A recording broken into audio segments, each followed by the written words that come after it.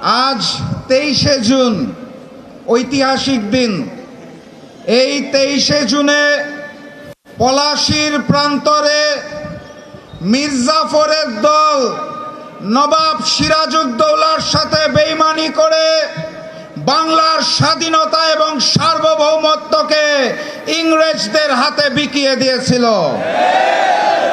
আজ সেই 23শে জুন, যেদিন অপরাজনৈতিক সন্ত্রাসী সংগঠন আওয়ামী লীগের জন্ম হয়েছিল, যেই আওয়ামী লীগ পলাশীর বেইমানির চেতনাকে ধারণ করে বাংলাদেশের জনগণের সাথে বেইমানি করে গুম খুন হত্যা করে গণহত্যা চালিয়ে বাংলাদেশের স্বাধীনতা এবং সার্বভৌমত্বকে হিন্দুস্তানের কাছে বিকিয়ে দিয়েছিল।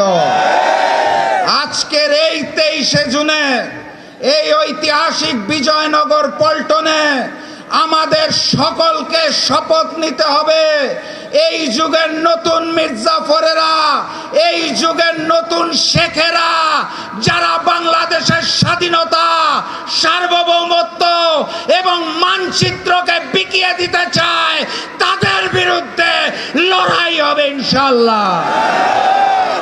আজকে আমরা এখানে সমবেত হয়েছি গুম খুন গণহত্যার বিচারের দাবিতে। কার কাছে বিচার চাই? যারা মুখে বলে আওয়ামী লীগকে চায় না, আবার ওই মুখেই বলে পরিচয় বদলে আওয়ামী লীগের লোকেরা নাকি স্থানীয় সরকার নির্বাচনে অংশ নিতে পারবে। মুখে এক আর তলে তলে ওই হিন্দুস্তান আর আওয়ামী লীগের সাথে সম্পর্ক রেখে যারা নতুন ফ্যাসিজম কায়দা শুরু করেছে, তাদের কাছে বিচার চেয়ে কোনো লাভ নাই। ওসমান হাদির হত্যাকারীরা কোথায়? গণহত্যাকারী ফ্যাসিস্ট শেখ হাসিনা কোথায়?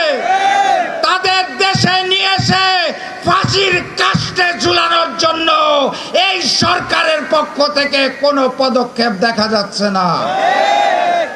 অতএব বিচার যদি চাইতে হয়, তাহলে আমিরে জামাত ডক্টর শফিকুর রহমান খুলনা সমাবেশে বলে দিয়েছেন, অনিবার্য বিপ্লবের প্রস্তুতি নেন।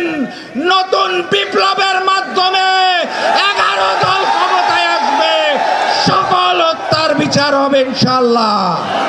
সবাই প্রস্তুত আছে?